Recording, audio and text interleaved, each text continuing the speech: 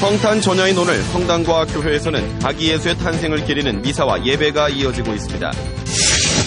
대림자동차의 정리해고가 무효라는 대법원의 확정 판결이 났습니다. 12명의 직원들은 5년 만에 다시 일터로 돌아가게 됐습니다. 올해 초 학교 폭력으로 학생 2명이 숨진 고등학교가 최근 신입생 모집에서 대규모 미달 사태를 빚었습니다. 진주시가 미국의 물류창고를 무료로 확보하면서 유등 해외 진출 확대가 기대됩니다.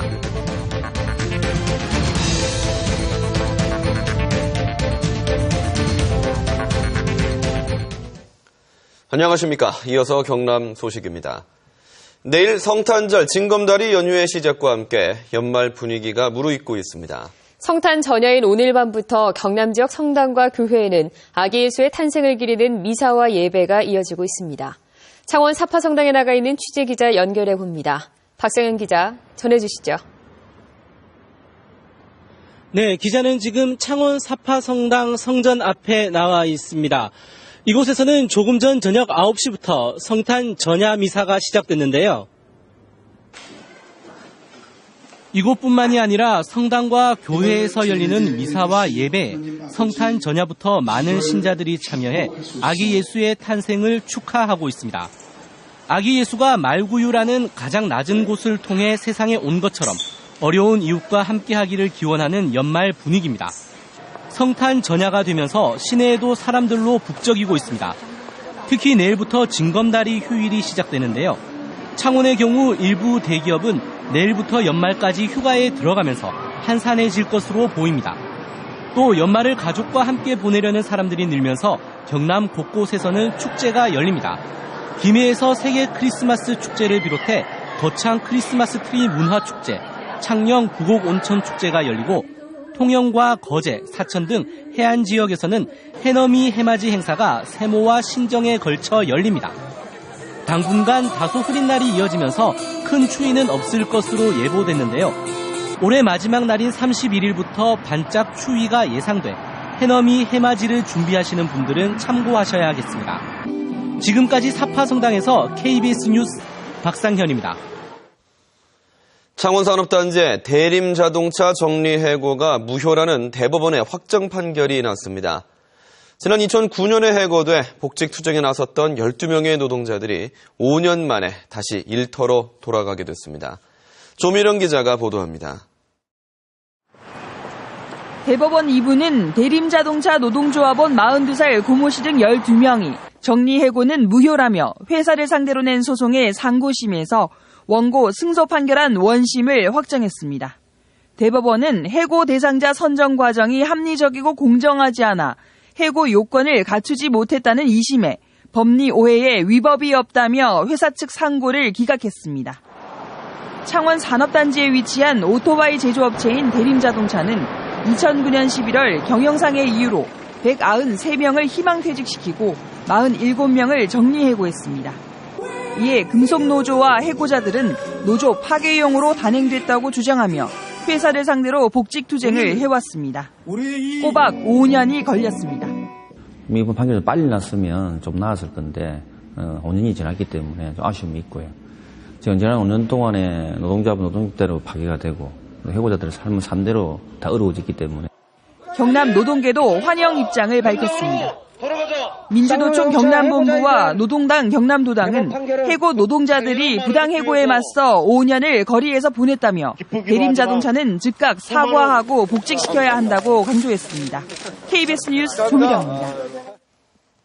대법원은 홍준표 경남지사가 진주의료원의 재개원을 위한 주민투표 청구인 대표자 증명서를 교부하지 않은 행위는 잘못이라고 판결했습니다.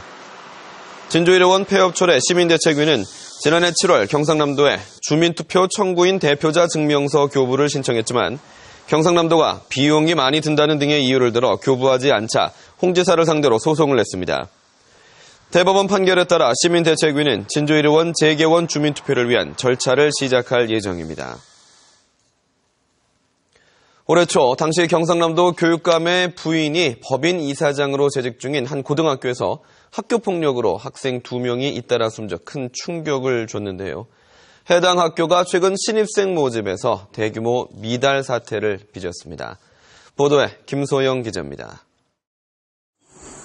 2015학년도 신입생 모집이 한창인 한 고등학교.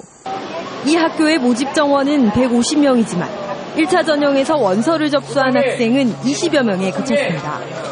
학급당 정원 30명도 채우지 못하는 유례없는 미달 사태입니다. 수용 때문에 굉장히 좀 자기들 나름대로도 사고책을 만들고 학생 모집에 열을 올리긴 올릴 텐데 그 효과가 어느 정도까지 나타날 수 있을지는. 지난 1971년 종합고등학교로 문을 연 이 학교는 고영진 전 경남교육감의 아버지가 운영하던 곳. 지난 1993년에는 고 전 교육감의 부인 이임선 씨가 이사장으로 취임했습니다. 97년 교명을 변경한 데 이어 2010년에는 교육부 지정 기숙형 고등학교에 선정되면서 학생 수가 400여 명에 이를 정도였습니다. 하지만 이 학교에서 지난 3월부터 11일 사이에 학교 폭력으로 학생 2명이 숨지자 교육계 안팎에서 거센 비난이 일었습니다. 특히 당시 현직 교육감의 부인이 학교 이사장으로 재임하면서 교육부 특별감사까지 받았습니다. 자녀를 학교에 보내고 가장 아쉽는 부분은 안전한 학교 생활입니다. 그런데 이번에 잇따라서 사망사고가 일어났다는 것은 학교 안전 시스템에 문제가 생겼고, 학교폭력 사망사고 이후 학교법인은 이사장과 교장을 사퇴시키고 폭력 대책을 마련했지만 학부모들의 불씨는 피해가지 못했습니다. KBS 뉴스 김소영입니다.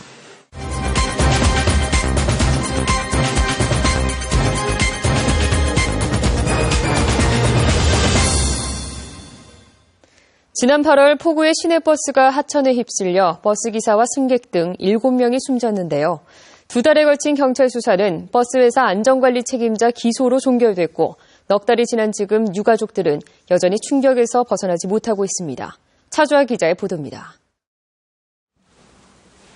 지난 8월 맞벌이 딸 부부를 대신해 7살 외손녀를 돌보러 시내버스에 올랐다가 숨진 고 이은주 씨. 영정 앞에는 외할머니에게 보여주려 한 외손녀의 성적표가 놓였습니다. 성적표 나왔는데 엄마한테 제일 먼저 보여줄 거라고 여기에 놔두고 오늘 학교 갔어.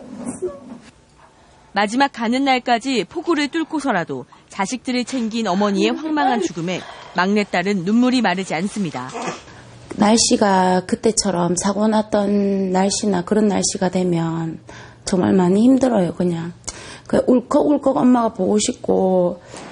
대학에 갓 입학한 딸을 잃은 48살 김대웅 씨. 창원이 싫어 거제로 사무실을 옮겼습니다. 지난 5일 19번째 생일을 맞은 딸의 SNS에는 친구들의 축하글이 줄을 잇습니다. 어머니한테 보내면서 조금 모자라지만 좀 보태서 등록금을 좀 내달라고 그렇게 연락이 왔었다 그러더라고요. 2014년 하반기는 내내 그냥 암호 같은 세월이었던 것 같아요. 시간당 100mm가 넘는 폭우에 휩쓸려 버스기사와 승객 등 7명이 숨진 지 120여일.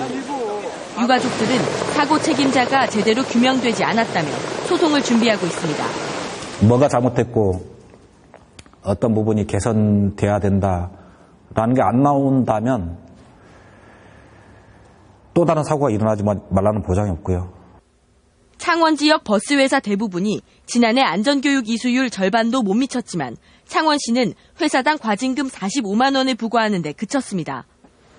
그런데도 경찰은 대중교통을 관리하는 행정당국에 법적 책임을 묻지 못했고 창원시 역시 7명의 사망사고에도 담당 공무원을 징계하지 않았습니다. KBS 뉴스 차주아입니다.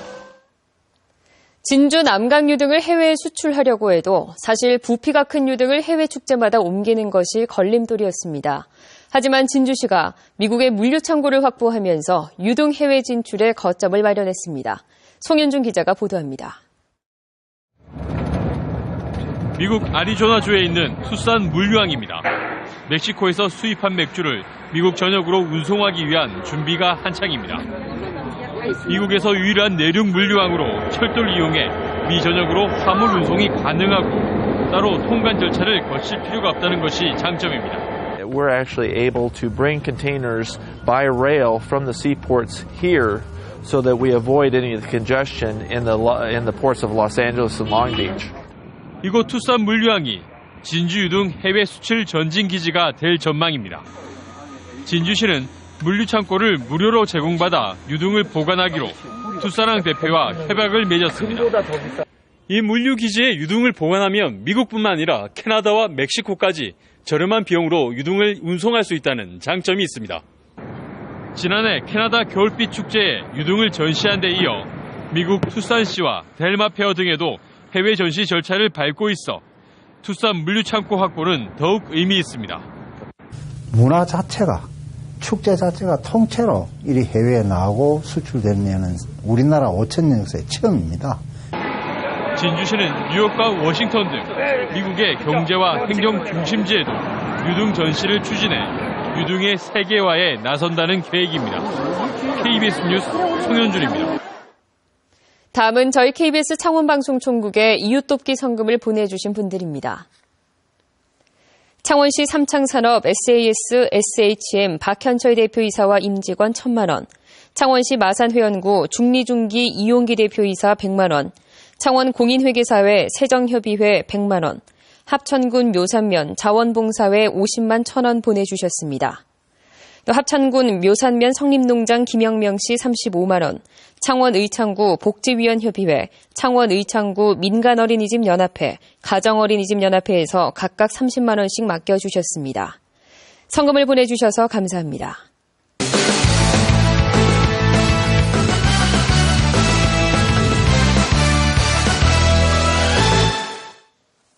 주요 단신입니다. 무상급식 예산과 관련한 박종훈 도교육감의 발언이 이중적이라며 경상남도 의회가 반발하고 나섰습니다. 경남도의회 의장단과 상임위원회 위원장 등은 오늘 기자회견을 열고 박종훈 교육감이 지난 18일 도의회 본회의에서는 의회 결정을 존중한다고 밝혔다가 나흘 뒤인 22일에는 도의회를 비난하는 이중적인 태도를 보였다며 책임을 묻겠다고 밝혔습니다. 박종훈 교육감은 지난 22일 기자회견에서 내년도 예산 편성 과정에서 경상남도가 관련 법규를 위배했고 도의회는 도의 무리한 결정을 바로잡지 못했다고 지적했습니다. 24억 원을 들여 1년 넘게 활동한 4대강 사업 조사단이 수중조사 등 핵심 사항을 빠뜨린 채 결론을 내 부실 조사라는 비난이 일고 있습니다.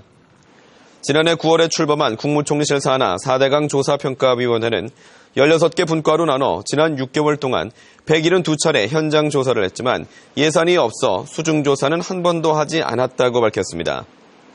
한편 새정치민주연합과 환경단체들은 이번 조사가 눈치 보기식 조사라고 규정짓고 국정조사 도입을 요구하고 있습니다. 창원지방검찰청 특수부는 세금 납부의 편의를 봐주는 대가로 돈을 받아 챙긴 혐의로 김해시 세무과 사무실과 지방세 담당 공무원 A씨의 자택을 압수수색했습니다. 검찰은 공장 설립과 관련해 업체로부터 수차례 걸쳐 수천만 원을 받고 취득세를 감면해줬다는 진정이 검찰에 접수됨에 따라 오늘 오전 11시부터 오후 3시까지 김해시청 세무과와 A씨의 자택에서 관련 서류 100개와 통장을 압수수색했다고 밝혔습니다. 한국항공우주산업 카이가 항공정비 MRO 부분 조직을 신설하는 등 신규 임원 인사와 조직 개편을 단행했습니다. 이번 조직 개편에서 카이는 MRO 등 미래 전략 사업 역량을 강화하기 위해 MRO 사업을 후속 군수지원 부분과 통합해 후속 지원사업본부로 이전하기로 했습니다. 또 최고 경영자 직할 체제인 품질 경영총괄을 확대 신설하고 위성과 무인기 부분 전문화를 위해 대전 연구센터를 신설하기로 했습니다. 경상남도가 4급 이상 부시장 부군수급 40명에 대한 인사를 오는 29일자로 단행했습니다. 진주시 부시장에는 하승철 경제통상본부장이, 거제시 부시장에는 강덕출 해양수산국장, 밀양시 부시장 김주명 의회 총무 담당관, 양산시 부시장 김용근 환경산림국장이 발령됐습니다. 경남 소식이었습니다.